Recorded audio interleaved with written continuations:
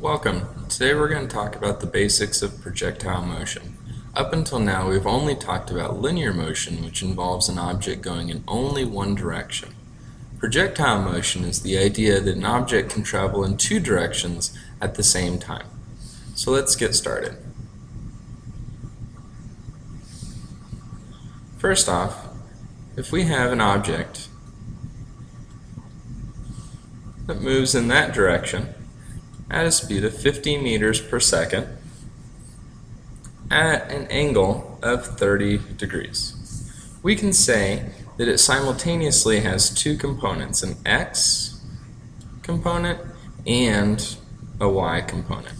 And we can find those two components using x equals 50 cosine of 30, which gives us 43.3 meters per second, and the y component equals 50 sine of 30, which gives us 25 meters per second.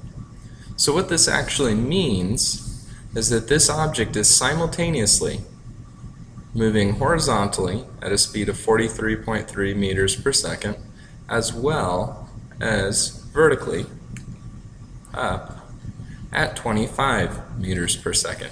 And these two velocities are completely independent of each other, meaning this velocity does not affect this velocity in the least.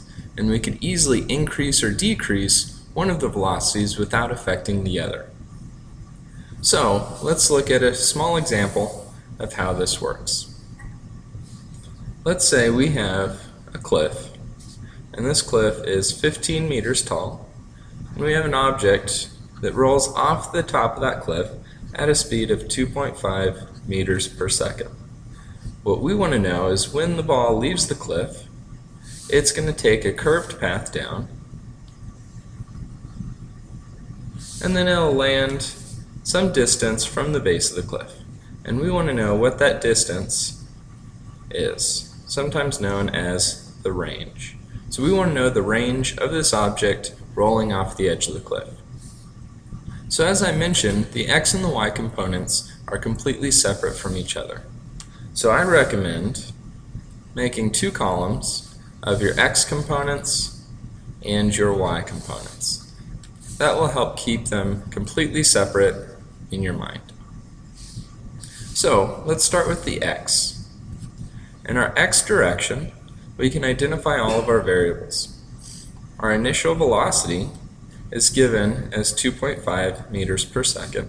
And we know it's this velocity because the object is moving horizontally at that speed.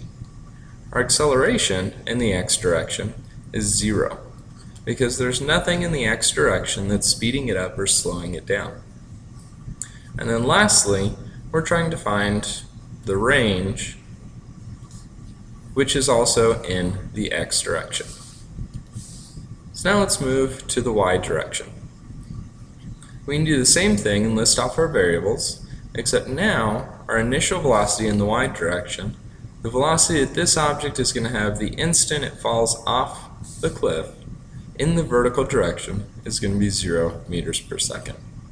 Its acceleration, however, is going to be equal to gravity, since gravity will pull it to the ground. And then lastly, we're given a vertical distance in the y direction of 15 meters.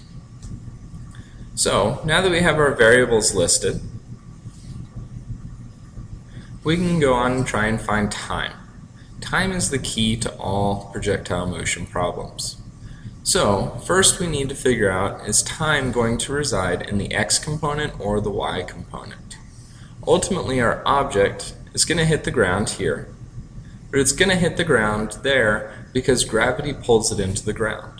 So ultimately, gravity is what's going to make it stop. So we can say that time is based on the y component. And this is because gravity acts in the y component as well, and gravity is what ultimately makes our object come to rest. So we can calculate the time that it takes for this object to hit the ground by thinking of it as purely a one-dimensional object. or one directional object. So think of it as this object falling straight down and hitting the ground and falling 15 meters. Forget about its horizontal motion for now. How long will it take to hit the ground? We can solve for time using x equals v naught t plus 1/2 a t squared. But our initial velocity, we said, is 0, so this first component goes to 0. Thus, our formula becomes x equals 1/2 a t squared. When we solve for time, it becomes t equals square root 2x over a. And we can plug in values, and we're left with 2 times 15 divided by 9.8. And this gives us a time of 1.75 seconds. So it'll take 1.75 seconds for our object starting here to hit the ground here. And again, its horizontal motion has no effect whatsoever on how long it takes to fall. So now that we have our time, we will use our time in the y component. Our time is the only variable that can go back and forth from the x to the y. It is universal for both components. So in the x component, we're ultimately trying to find range. And because we have no acceleration, the only formula we can use is v equals x over t, where x is actually our range. So we can write it as r over t. We can solve this formula for range, and we get r equals vt.